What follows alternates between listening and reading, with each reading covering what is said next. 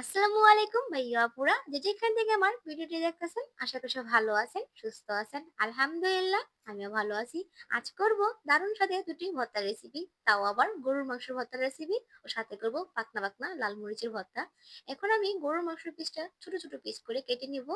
ও সাথে কেটে নিব পেঁয়াজ, ধনিয়া পাতা, রসুন ও মরিচের বোটাগুলো ছাড়িয়ে নিব।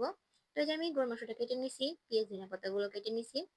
এখন গরুর মাংসটা আমি কড়াইতে ভাজতে বসিয়ে দিব। দিয়ে দিলাম একটু আদা রসুনের পেস্ট ও লবণ দিয়ে ভালো করে কিছুক্ষণ ভেজে নিব। যেহেতু গরুর মাংস শক্ত, সিদ্ধ হতে দেরি লাগবে। এখন এই পর্যায়ে দিয়ে দিলাম সামান্য একটু হলুদের গুঁড়া, কালারটা যেন ভালো দেখায় তার জন্য।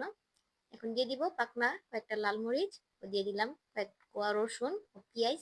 তো এটি দিয়ে আবারও ভালো করে নেড়েচেড়ে আমি একটু ঢেকে ভালো করে ভেজে নিব।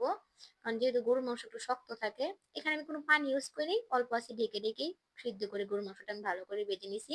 তো এই যে আমার গরুর মাংসের ভর্তার উপকরণগুলো ভাজা হয়ে গেছে, এখন আমি মরিচ ভর্তার উপকরণগুলো ভেজে নিব।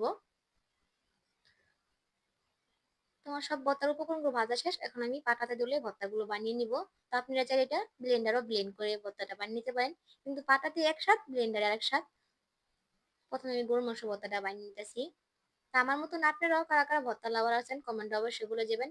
গরুর মাংসের ভর্তা রেসিপিটা যদি আপনারা না খেয়ে থাকেন, তাহলে এখনই আমার রেসিপিটা ফলো করে বানিয়ে খেয়ে দেখেন, অসম্ভব মজা হয় এই গরুর মাংসের ভর্তা রেসিপিটা।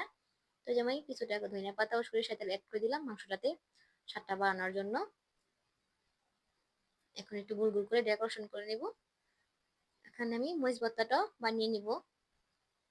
তো আমার আজকের ভর্তার ভিডিওটা আমার সাবস্ক্রাইব ভাই বোনেরা ছাড়াও যারা দেখতেছেন, প্লিজ ছোট বোনটার চ্যানেলটিকে সাবস্ক্রাইব পাশে থাকেন। আপনাদের সকলের ভালোবাসা ও দোয়ার সাথেই এই ছোট বোনটা এগিয়ে যেতে চায়। তো এই যে আমার মরিচ ভর্তাটাও হয়ে গেছে, এখন কিছুটা ধনিয়া পাতা দিয়ে একটু সেদ্ধ করে নিব। তো এই যে আমার মরিচ ভর্তাটা হয়ে গেছে। তো আমার আজকে দুইটা ভর্তা রেসিপি কেমন হয়েছে কমেন্টে কিন্তু সবাই অবশ্যই বলে যাবে। তো ভর্তা বানিয়ে আবার সেই পাটাতেই গরম গরম ভাত মেখে খেতে কিন্তু খুবই মজা লাগে। এরকম করে যারা খায় একমাত্র তারাই বুঝে। তো আমার মতন কারা কারা আপনারা এরকম পাটাতে ভাত মেখে খান কমেন্টে অবশ্যই বললেন। তো সব ভালো থাকেন, সুস্থ থাকেন, দেখা হবে আগামীকাল অন্য কোনো ভিডিওতে। আল্লাহ হাফেজ।